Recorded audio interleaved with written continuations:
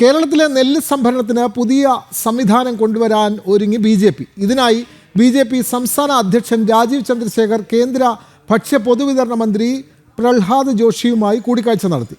NCCF വഴി നെല്ല് സംഭരിക്കുന്നതിനാണ് പുതിയ സംവിധാനം.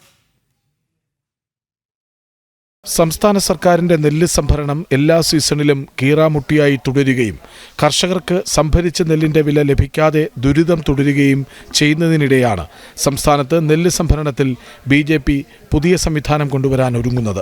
ഇതിനായി BJP സംസ്ഥാന അധ്യക്ഷൻ രാജീവ് ചന്ദ്രശേഖർ കേന്ദ്ര ഭക്ഷ്യ പൊതുവിതരണ മന്ത്രി പ്രഹ്ലാദ് ജോഷിയുമായി കൂടിക്കാഴ്ച നടത്തി. NCCF അഥവാ national cooperative consumers federation of India limited വഴി നെല്ല് സംഭരിക്കുന്നതാണ് പുതിയ സംവിധാനം.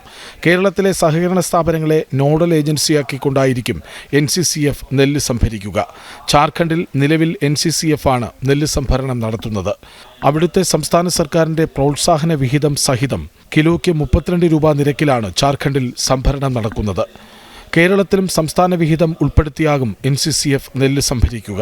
നെല്ല് സംഭരിച്ചാൽ ഒരാഴ്ചയ്ക്കകം കർഷകരുടെ അക്കൗണ്ടിൽ മുഴുവൻ പണവും നൽകുകയാണ് ജാർഖണ്ഡിൽ NCCF ചെയ്യുന്നത്.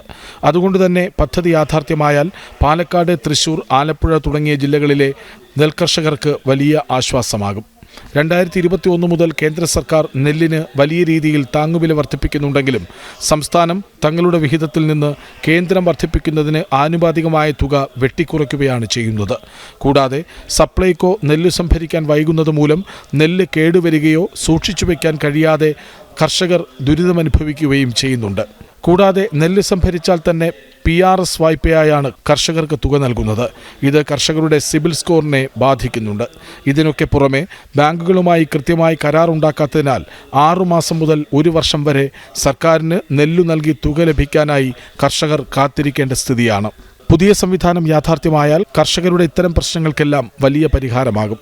അരുണാലത്തൂർ, ജനം, പാലക്കാട്.